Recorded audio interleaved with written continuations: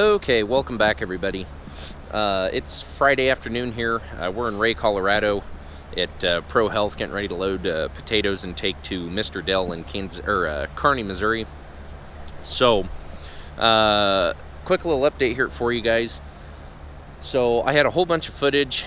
I still have it on my dash cam, but on this camera that I record a lot of my talking and stuff when I'm outside of the truck. I had a whole bunch of footage on that. I was trying to record last night in Cheyenne, and something happened. It said it needed to format my SD card in the GoPro, so it deleted all my footage. So we're not going to see some of the things that I did out in Washington. No, it wasn't very exciting and stuff. A lot of trucking. But another thing, and we'll talk about it here a little later in the video as the day goes on. I did get put a day behind. I had some truck issues. Everything is okay though. We're taken care of and we're back running. But like I said, we'll talk about that here a little later in the video.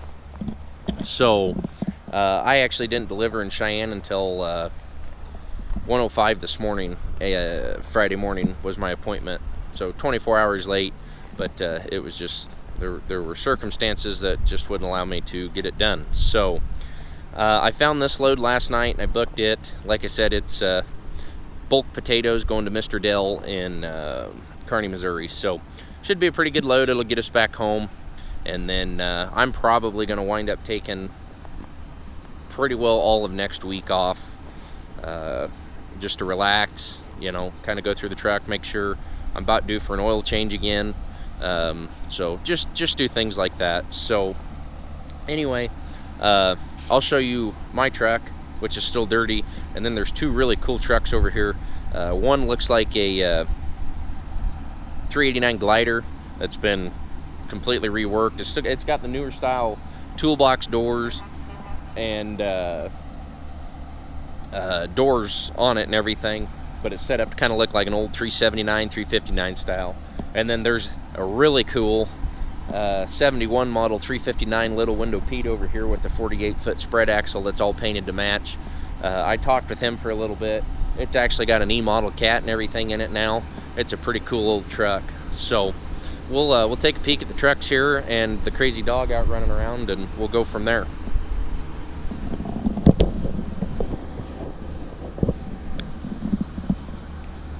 Well, there's the crazy dog out doing his thing. Over here, please. Let's go. So, real quick, while I'm here, I've had a couple of you ask about my air and electrical setup under here. And with this truck running over here, I don't know how good you can hear it, but obviously everything's plumbed out here. It's all quick connects on both sides. You know, emergency, service, and then I run two 7-way cords. That's what this trailer originally had. The green is for all my electrical, brake lights and trailer lights and everything. And then this black 7-way here runs my dump valves on my trailer and my lift axle. So I'll take you up here. Oh, which by the way, I've had some people comment, and even Kurt with trucking from with Schmidt. I do want to say that's how I operate the steps. I think diesel's just kind of a wuss when it comes to going up and down them. But like I said, it doesn't work perfect, but we make do with it. Don't mind the dirty, messy truck. I've had a long, rough week here, and I've been in some nasty weather. But so key power on. These two switches here are my dump valves. So if you listen, I don't know if you can hear the air exhaust. That'll dump the rear axle. This one will dump the front axle. And what that does is it allows me to pivot easier, you know, when I'm loaded and I need to really, you know, turn the trailer tight or something. It's a pretty solid system. Allows me to, you know, get in tight places that maybe some people don't think I can. This switch here is actually my lift axle. So if I flip that, we'll try this again. I was going to show you last week, I think I've got enough air in the tanks. I just shut the truck off. Look at this crate. Look at him. He's gone mad. It's maddening. But it should start to come up here. There's enough. There you go. You can see it coming up off the ground.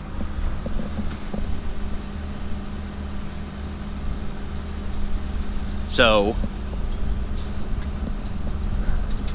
it's kind of hard to dump the bags and stuff and show you the deflated suspension, but yeah, hopefully that kind of answers some of your questions there about what the extra 7-way plug's for. So dump valves and lift axle. So anyway, let's go look at some cool trucks.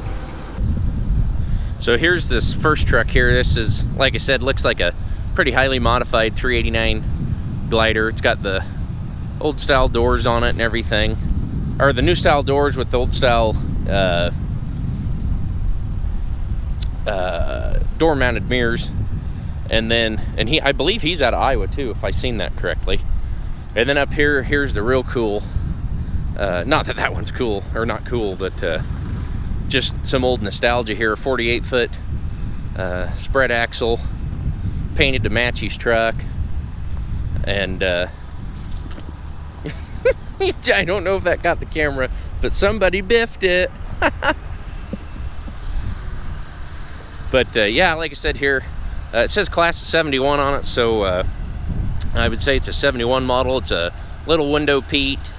He told me it's got an E-model cat in it.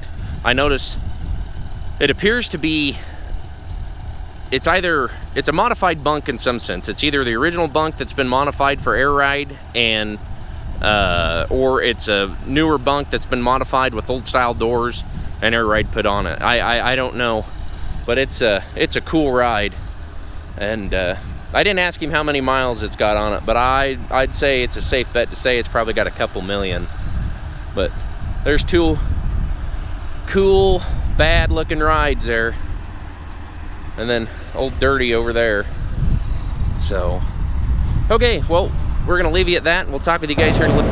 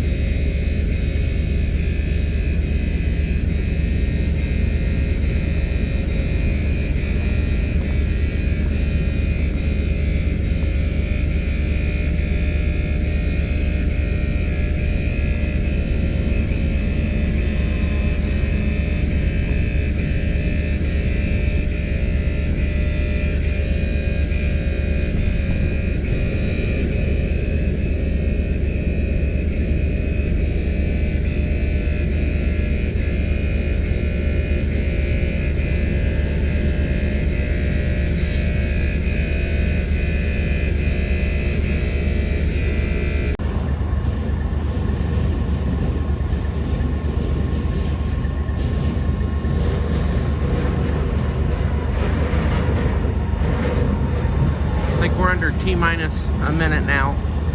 The trailer's ready for launch. Launch altitude today will be 35,000 feet. It's just a test launch, but yeah, good to see that all my years of hard work, truck driving, culminated to my job here at the National Potato Plant.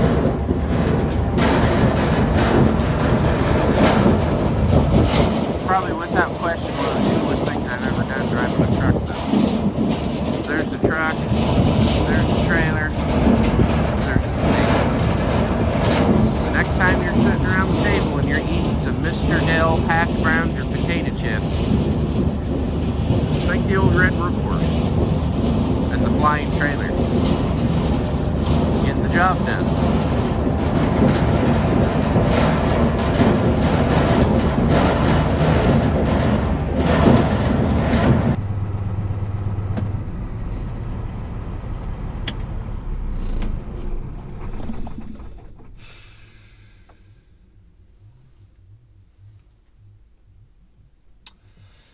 Finished.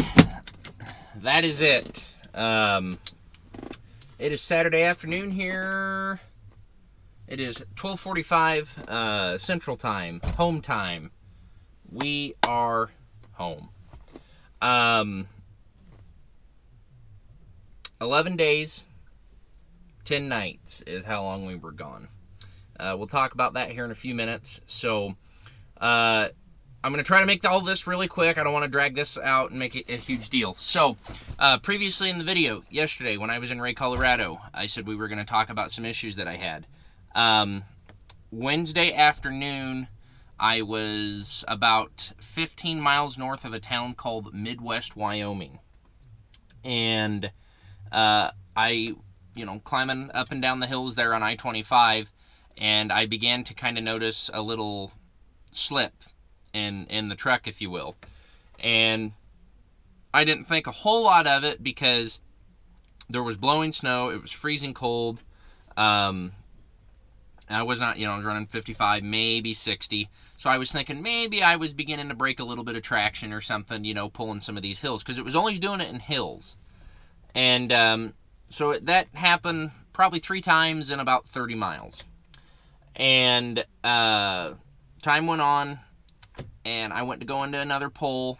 Wind was a-blowing, freezing cold temperatures, and she just fell flat. Truck stayed running, but she fell flat. Well, I had a pretty good inclination. I'm going to say about a 95% inclination that I had gelled up. Now, before everybody says, yes, I treat my fuel, although I don't necessarily believe in it per se. I believe in a higher, basically, I believe in treating junk fuel, but I try to buy higher quality fuel so that I don't have to necessarily treat as much. Well, in this instance, I bought junk fuel in Montana. I know I did. I had no choice. I was almost scaling gross, so I had to watch my fuel, and I just could not make it down into Wyoming to get a little bit of fuel, so I had to stop at a Love's and throw about 100 gallon on, at which point I was just planning on taking that to get down to Cheyenne to get some good fuel at Sapp Brothers and go from there. So, truck gelled up. I was able to limp it into Midwest, Wyoming. There's a little Sinclair there called Big D. Huge shout out to the folks there in Midwest. What a wonderful community that is. What a wonderful group of people. I am a very emotional person, especially in business and in life. I put my heart and soul into a lot of things that I do, especially my business, my trucking. And I felt very defeated because I could not keep this truck running. I pulled my fuel filters off, and I mean, it was like a slushy in my fuel filters. It was just horrible. I, of course, carried fuel filters. I put new fuel filters on. I, lubed them up with 911, diesel 911, Howes, anti-gel. I put, topped off with fresh fuel there. I just could not get this truck to run. It was so cold. I mean, we're talking like -30 up to maybe -40 with wind chill. It was so cold. But hats off to that wonderful community. Each and every person that I interacted, well, I can't say everyone. There was one gentleman that was, he was nice. He was just on a different level than I was, than anybody else was. But he still attempted to help out, and I appreciate it. You know, they got in contact with a church that was going to let me and Diesel stay the night there if we couldn't get the truck running. You know, they let us come in and stay warm. Just wonderful people. Wonderful, wonderful people. It touched my heart, and I so appreciate each and every one of them for it. Yeah, like I said, kind of makes a guy emotional, because you put your heart and soul into everything, and I had never felt so defeated and so helpless. You know, that was one of my biggest fears in my whole trucking career, is exactly what happened there. I had no cell service. It was bitterly cold, and if this truck went down, I knew, if this truck shut down, I knew I was going to have that problem, and I did not want to be tackling that, you know, on an on-ramp, exit ramp on Interstate 25, you know. So it didn't work out as planned, but long story short, what happened was I did have to call a wrecker. A wrecker came, hooked the truck up, towed the trailer with it, towed me into Casper, Wyoming, to a place called Motor Power, Kenworth. They put it in their shop for about 4 or 5 hours on Thursday morning, let it thaw out, and they even fought it for quite a while after the fact. I mean, it was plugged up, it was froze. And so they fought it for quite a while. They did wind up getting it running. So we did go on down to Cheyenne, deliver Friday morning at 1 a.m., made our delivery, and then obviously I caught up with you guys in Ray, Colorado. And yeah, we made our delivery this morning in Kansas City. You've seen all that, the trailer going up in the air and rocket ship out of there. I think that gives a new meaning to the word potato cannon. I just had a 53-foot potato cannon this morning. But anyway, so the wrecker bill was $875. I had $100 in a hotel for the night, and then I had it was $589, I think, in a bill from Kenworth to, you know, store the truck in their shop, heated shop, and you know, get it thawed out, and the labor that they put into. Same thing. Everybody at the hotel was wonderful. Everybody at the Kenworth dealership was wonderful. Everybody I interacted with out there was absolutely wonderful. And if any of you watch this, from the deepest bottom part of my heart, I appreciate you very much. I was in a very low point that 24, 28 hours. I was very cold, and I was very disappointed in just everything. And you made it all worth it. So thank you for that. So now that we've kind of discussed that, I don't want to really drag that out anymore. Let's talk a little bit of numbers here. Like I said, I was gone 11 days, 10 nights. I had a total of 4,651 miles. That is from this exact parking spot to this exact parking spot. Wherever we've gone, right back to here. So, we had a grand total of $23,450 in 11 days. That brings our grand total, divided by the 4,651 miles, it brings our total to $5.04 per running mile. $5.04 per running mile. Without question, that was the best week. That's the best. That's the best I've ever done driving a truck. That's usually approximately a month's worth of revenue for me. We did that in 11 days. So I like that. Now that I sit here and think about it, I like that a lot. Now obviously I haven't deducted any of my expenses and everything out of there.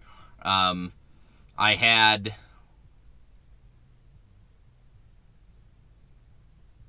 let me get back with you. We're going to come back in this video here just a second. Okay, I'm back here. I wanted to I hadn't figured anything up other than rate per mile, etc., but I wanted to talk real quick before I shut the video down. So my fuel bill was $3,690.53. That is high, yes. Now take into account, everything out west is more expensive as far as fuel prices. I had to buy fuel in Idaho. I bought fuel in Wyoming, which I bought on Mudflap. You know, I mean, I saved quite a bit. It was like $4 a gallon or something. I paid like $3.50. But that also gives me like a half a tank here left over for next week. So, I mean, basically my fuel bill was a little over $3,000. But this truck ran nonstop since I've left. I mean, other than when it gelled up, you know, it ran because it, you know, night it was 5, 10, you know, -10, freezing cold. So, and then I had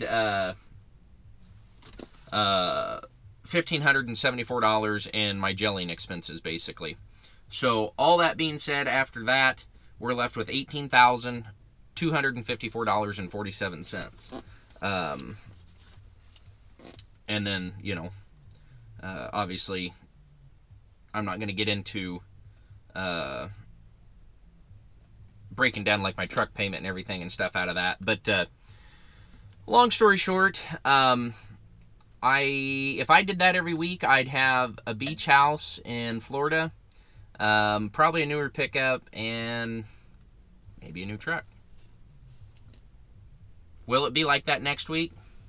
Only one way to find out, and that's keep plugging away. If I can do it, you can do it. I don't do anything special. I don't do anything different than what anybody else out here does. You got to know your self-worth. You know your expenses. You know your costs. You know what it costs you to run your truck for. Beat it is the best way that I can say it. If you know it costs you $1.85 a mile to run your truck, just to run your truck down the road, I'm just using that number. If it costs you that, don't run for $1.85. Try to run for $2.50. Right? Run for $3 a mile. Don't be greedy. Make a living. Make a comfortable living. And, you know, I'm not saying I'm going to do this again next week. I hope I do. And I hope you do, and I hope everybody does. But we'll see. We'll see. That being said, I probably am going to stay home next week just because I think I have a carrier bearing going out on the truck. And I'm waiting to hear when I can get it in to get it looked at. I would try to do it here, but both his trucks are in the shop. There's just no place for me to go work. So, and I'm not going to do it on the freezing cold ground. So, all that being said, I've rambled on. This has gotten way longer than I wanted. It was a good week. It was a learning week. I learned a lot. I even got to talk with Nick. Nick Weber and I talked. If I'm sure a lot of you guys that watch my stuff watch Nick's content. So he's actually thinking about changing his name from Nick Weber to Nick the Destroyer. So, you know, hey, that's an option. But yeah, so I talked with him a little bit this week, and it sounds like he's out in LA enjoying the sunshine, and I've been freezing my butt off here and all over else in the country. So we learned a lot, we did a lot, we made some money, and I'm happy and I'm healthy. Finally, I think I set a world record for blowing my nose there the first part of last week, but I feel better now. I'm great. I am ready to go see my wife and hug my kids. So you guys have a great weekend. Thanks for watching. I appreciate you all. If you haven't subscribed, please go ahead and do that now. I would really appreciate that. And we will catch you guys on the next video.